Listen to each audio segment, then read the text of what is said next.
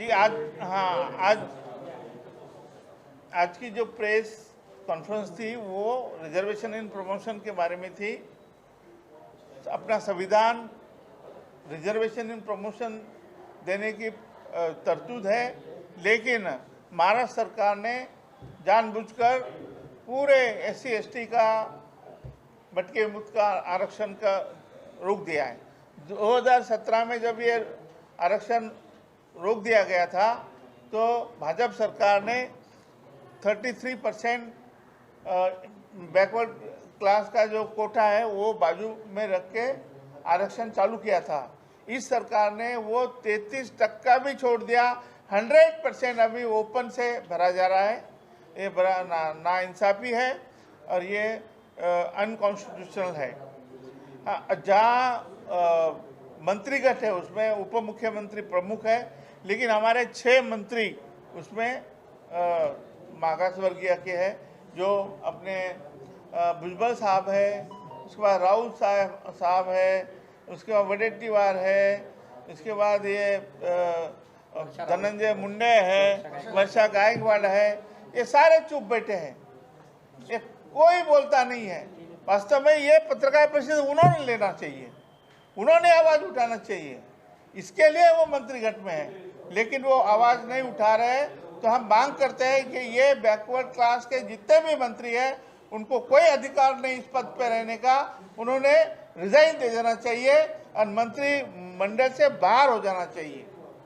अगर ऐसा नहीं करते हैं तो उनको हमारे बैकवर्ड क्लास के घर के सामने आने का अधिकार नहीं, वोट मांगने के अधिकार नहीं है। तो ऐसी परिस्थिति निर्माण हो गई है कि जो पुरोगामी महाराष्ट्र कहा गया जा रहा था वो प्रतिगामी हो गया है आज।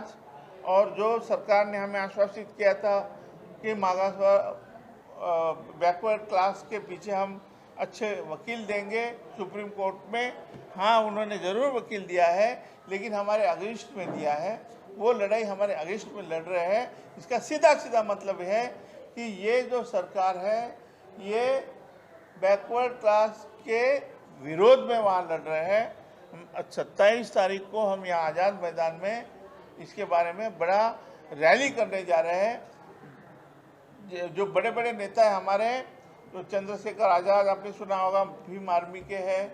हमने अभी सब से हमने रिक्वेस्ट की है कि हमारे आठवले जी भी आना चाहिए, हमारे अम्बेडकर जी भी आना चाहिए, डॉक्टर उदित राज भी आएंगे। इसमें हमारे सारे अम्बेडकरिस्ट जितने भी हैं वो सब आएंगे। 27 तारीख को बड़ी रैली हम यहाँ करने जा रहे हैं। आजची जी पत्रकार परिषद होती ती रिजर्वेशन इन प्रमोशन या मुद्द्यावर होती। आपल्या देशाचे जे संविधान आहे याच्यामध्ये रिजर्वेशन प्रमोशनची तरतूद आहे। असं असताना महाराष्ट्र सरकारने जाणीवपूर्वक reservation in promotion SC ST आणि भटके मुक्ताचं थांबवलं आहे। एकूणच मागासवर्गाच्या विरोधातले हे सरकार आहे असं आम्ही समजतो आणि आम्ही आज मागणी करतोय जे मागासवर्गीय मंत्री आहे मंत्रिगटामध्ये त्यांनी ताबडतोब राजीनामा दिला पाहिजे। त्यांना त्या ठिकाणी राहण्याचा अधिकार नाही आहे। आणि या सरकारने ज्यांनी आम्हाला आश्वासन दिलं होतं की सुप्रीम कोर्टात मागासवर्गाच्या वतीने आम्ही चांगले वकील देऊ, आज त्यांनी जे चांगले वकील दिलेले आहेत ते मागासवर्गाच्या विरोधातले दिलेले आहेत। तर ही फार वाईट विचित्र परिस्थिती या महाराष्ट्रामध्ये, ज्याला पुरोगामी महाराष्ट्र आपण म्हणत होतो, त्या महाराष्ट्रामध्ये आरक्षणाचाच बट्ट्याबोळ करून टाकला आहे। मग तो OBCचं आरक्षण असो, मराठा आरक्षण असो, रिजर्वेशन इन प्रमोशन असो, कुठलेही आरक्षण असो, आणि या सगळ्या आरक्षणाला कात्री लावलेली आहे। येत्या निवडणुकीमध्ये मग महानगरपालिका असो, जिल्हा परिषद असो, पंचायत समिती असो किंवा या ठिकाणी विधानसभा असो, लोकसभा असो, या ठिकाणी या सरकारला फार जड जाणार आहे। येत्या 27 तारखेला या ठिकाणी आम्ही आझाद मैदानामध्ये मोर्चाचं आयोजन करण्यात आलेलं आहे आणि उत्तर प्रदेशमधून भीम आर्मीचे प्रमुख चंद्रशेखर आझाद हे स्वतः येणार आहे। आणखी आम्ही विनंती करतो, आठवले साहेब आहे, आंबेडकर साहेब आहे, हे सगळे जे आंबेडकरीवादी नेते आहेत हे सगळे येतील. त्या सगळ्यांना आम्ही पाचारण करणार आहोत आणि 27 तारखेला मोठा मोर्चा या ठिकाणी आझाद मैदान मुंबई येथे होणार आहे. 2017मध्ये पदोन्नतीमधील आरक्षणाबाबत माननीय उच्च न्यायालयाने महाराष्ट्र शासनाचा GR रद्द केला आणि विजय घोगरे नामक एक याचिकाकर्त्याच्या बाजूने निर्णय दिला. त्या विरोधात प्रथम महाराष्ट्र शासन सुप्रीम कोर्टात गेलं आणि तो GR कसा बरोबर आहे हा सांगण्याचं काम सुप्रीम कोर्टामध्ये झालं.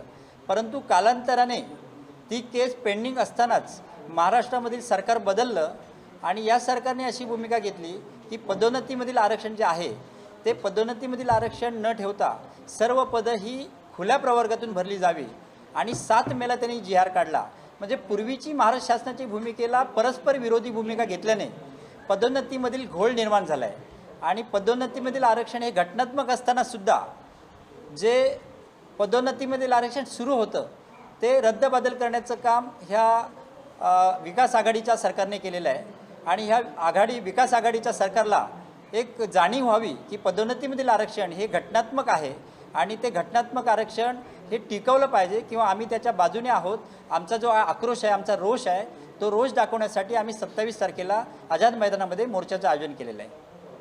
आज यहाँ प्रेस कॉन्फ्रेंस का आयोजन किया था. इसका मूल हेतु ये था कि आरक्षण विरोधी महाराष्ट्र गवर्नमेंट को हमें यहाँ ऐलान करना है कि आने वाली 5 तारीख को जो सुप्रीम कोर्ट में सुनवाई होगी उस सुनवाई में क्वांटिफाइबल डाटा और पर्याप्त प्रतिनिधित्व का डाटा ये महाराष्ट्र गवर्नमेंट सुप्रीम कोर्ट को देना चाहिए और हमारे जो वहाँ के लॉयर है वो लॉयर आरक्षण के बाजू में अपनी राय वहाँ दे और सुप्रीम कोर्ट को बता दे कि महाराष्ट्र में जो गवर्नमेंट में जो 7 मई का जो GR निकाला है वो कैसा गलत है और क्वांटिफाइबल डाटा की तहत मागासवर्गीय लोगों को पदोन्नति में आरक्षण देना जरूरी है, वो बात रखनी चाहिए. जैसे कि आपको मालूम है कि कर्नाटक गवर्नमेंट में पदोन्नति में आरक्षण चालू है. वहाँ 44 डेज में पूरा क्वांटिफाइबल डाटा और पर्याप्त प्रतिनिधित्व का डाटा कर्नाटक सरकार ने सुप्रीम कोर्ट को पेश किया. उसके तहत सुप्रीम कोर्ट को डिसीजन देना पड़ा कि भाई पदोन्नति में आरक्षण जो है वो SC ST OBC SC ST OBC और DTNT और अनुसूचित जाति जमाती उनको आरक्षण देना जरूरी है. इसके लिए हम ये गवर्नमेंट को दरख्वास्त करते हैं कि ये क्वांटिफाइबल डाटा दे दीजिए और ये जो आरक्षण के खिलाफ अपनी जो भूमिका है वो अपनी छोड़ दे. यही हमारा कहना है. आदरणीय विजय कोळसे पाटील उपस्थित राहणार होते, परंतु त्यांच्या बहिणीच्या अकस्मात आजारीपणामुळे ते आज येऊ शकलेले नाहीत. या आरक्षण हक्क कृती समितीला महाराष्ट्रातल्या मोठमोठ्या विचारवंतांचा, सामाजिक कार्यकर्त्यांचा पाठिंबा मिळत आहे. तो यासाठी मिळत आहे की हे सरकार हुकुमशाही पद्धतीने वागत आहे. या सरकाराचे उपमुख्यमंत्री अजित पवार हे या सरकारमधले एक हुकुमशाह असून हे हुकुमशाही पद्धतीने निर्णय घेत आहेत आणि यांनी 7 मे 2021ला पदोन्नतीतील 33% आरक्षण संपवून पूर्ण 100% रिक्त पदे पदोन्नतीचे भरण्याचा जो आदेश दिलेला आहे तो हुकुमशाहीला शोभणारा तो आदेश आहे आणि म्हणून इथला SC ST NT VJNT SBC हा पूर्ण समूह हा अजित पवारांच्या या हुकुमशाही प्रवृत्तीचा निषेध करीत आहे. आक्रोश त्यांच्या मनामध्ये आहे आणि या आक्रोशाचं आम्ही 26 जूनला एक प्रतीक म्हणून दाखवलं होतं. त्याची शासनानं दखल घेतलेली नाही, परंतु यापुढे आता दखल घ्यावी लागेल कारण हा 40% समाज जागृत झालेला आहे. आताच आपल्याला माहीत झालेले आहे की भीम आर्मीचे चंद्रशेखर भैया व या आनेवाले येऊन राहिलेले आहेत. त्यासोबतच उदित राज आणि ही सगळी नेते म्हणजे बाळासाहेब आंबेडकर, रामदासजी आठवले साहेब, ही सर्व मंडळी आता यासोबत जुळलेली आहे. हळूहळू जागृती होत आहे आणि निश्चित या सरकारवर आता विचार करण्याची वेळ आलेली आहे. म्हणून आमचं आज या पत्रकार परिषदेच्या माध्यमातून मागणी होती की ज्या प्रकारे तुम्ही मराठा समाजासाठी 11 वकिलांची नियुक्ती केलेली आहे, OBC आरक्षणासाठी आपण निष्णात वकिलाची नियुक्ती करता, तर या मागासवर्गीयांच्या आरक्षणासाठी फक्त 3 वकिलांची, ज्येष्ठ वकिलांची तुम्ही नियुक्ती करावी आणि ज्या आधारावरती नागराज प्रकरणात ज्या आवश्यक त्या 3 अटी पूर्ण करण्यासाठी जो क्वांटिफिकेबल डाटा आहे तो सादर करावा. येत्या 5 तारखेला म्हणजे ऑक्टोबरच्या सुनावणी होणार आहे आणि या सुनावणीमध्ये शक्यता आहे की फायनल डिसिजन येईल किंवा आणखीन एखादी तारीख वाढू शकते. त्यामध्ये जर निर्णय समजा मागासवर्गीयांच्या फेवरमध्ये गेला तर ठीक, जर विरोधात गेला तर पूर्ण या महाराष्ट्रात पूर्ण बंडखोरी सुरुवात होईल आणि प्रकरण चिघळू शकते, सर्व व्यवस्था कोलमडू शकते. आज यांना वाटत होतं की हे 40% समाज फुटलेला आहे, विखुरलेला आहे, म्हणून आपण कसंही वागलं कसंही चाललं तरी चालतंय, ते यापुढे होणार नाही. आणि म्हणून पुढची निवडणूक अजित पवार आणि यांना शिवसेनेला ही जळ जाणार आहे, काँग्रेसला जळ जाणार आहे, राष्ट्रवादीला जळ जाणार आहे. नवीन पर्याय आम्ही उभा करत आहोत आणि तो मध्ये आम्ही निश्चित यशस्वी होऊ जर यापुढे या शासनाने आपली जातीयवादी भूमिका सोडावी आणि पुरोगामी भूमिका स्वीकारावी आणि मागासवर्गीयांना न्याय द्यावा. हेच या आजच्या पत्रपरिषदेचं. पत्रपरिषद में हमारे आदरणीय बीजे कोळसे पाटिल सेवानिवृत्त जस्टिस है, वो आने वाले थे लेकिन उनकी बहन की तबीयत खराब होने की वजह से वो आ नहीं सके हैं. और ये आज आरक्षण हक्क कृति समिति द्वारा जो पत्र परिषद आयोजित की है वो पदोन्नति में जो आरक्षण है 7 मई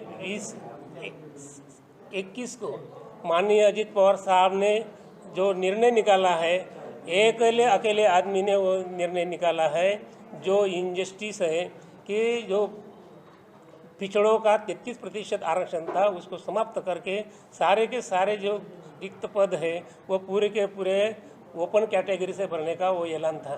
वो मागासवर्गीय का खिलाफ है, इनजस्टिस है. इसलिए पूरा मागासवर्गीय समाज अभी इस आक्रोश में है कि इनको सबक सिखाएंगे. अभी 5 अक्टूबर को फाइनल डिसीजन सुप्रीम कोर्ट में आने की संभावना है. इसलिए इस सुप्रीम कोर्ट में सीनियर 3 वकीलों की नियुक्ति करनी चाहिए और जो क्वांटिफिकेबल डाटा यमुना प्रकरण में जो आवश्यक है उसकी पूर्तता करने के लिए ये क्वांटिफिकेबल डाटा सरकार ने देना चाहिए. कास्ट ट्राइब फेडरेशन ने यह डाटा अभी अपने पास जमा किया है, यह डाटा नहीं तो हम सबमिट करेंगे. और तीसरी बात जो है कि कास्ट ट्राइब फेडरेशन द्वारा जो नोटिस जारी की है महाराष्ट्र सरकार को कि उन्होंने 7 मई का जो GR निकाला है वो क्यों निकाला है उसका उनको जवाब देना है, नहीं तो सुप्रीम कोर्ट इनको जवाब देगा कि क्या करना है. पहली बात हमारी ये है कि जो 40% जो SC ST NT UGNT SBC समाज है अभी वो जागरूक हो रहा है और ये 40% अभी वोट में कन्वर्टेड होने वाला है. इसलिए इस विकास आघाड़ी सरकार के जो 3 पक्ष हैं, राष्ट्रवादी, सेना और कांग्रेस, इनको हम सबक सिखाएंगे. भारतीय जनता पार्टी को भी सबक सिखाएंगे क्योंकि इन लोगों ने मागासवर्गीयों के खिलाफ जाहिर उनके खिलाफ भूमिका ली है, उनका शोषण कर रहे हैं, उनके हक को अवहेलना कर रहे हैं, संविधान के खिलाफ ये जा रहे हैं. इसलिए ये आगाह कर रहे हैं. अभी पूरा समाज जागरूक हो रहा है और इनको हम अपनी ताकत दिखाएंगे. धन्यवाद.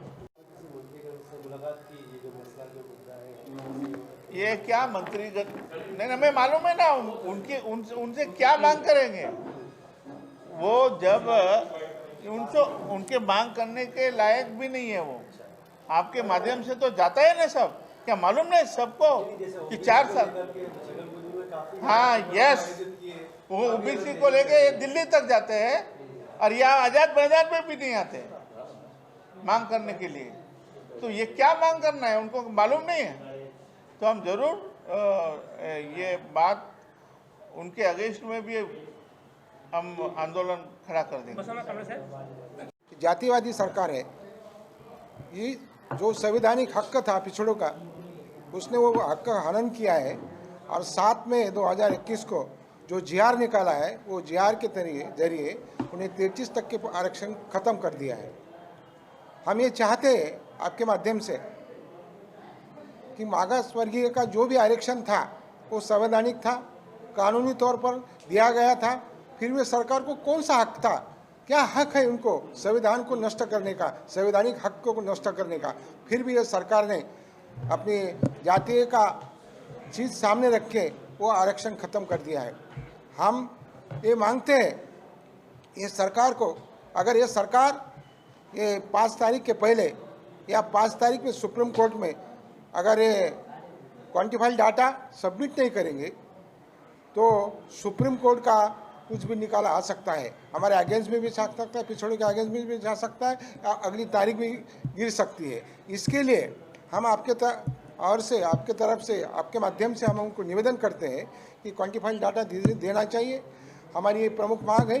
और दूसरी ये मांग है कि जैसे मराठा आरक्षण को चलाने के लिए निशांत एडवोकेट की अपॉइंटमेंट की है, वैसा ओबीसी के लिए निशांत एडवोकेट की अपॉइंटमेंट की है, वैसा ही कम से कम ये पिछड़ों के लिए कम से कम 3 एडवोकेट तो अपॉइंटमेंट करो, ताकि वो अपना आर्गूमेंट अच्छी तरह से करे और वो रिजल्ट पिछड़ों के फेवर में आए।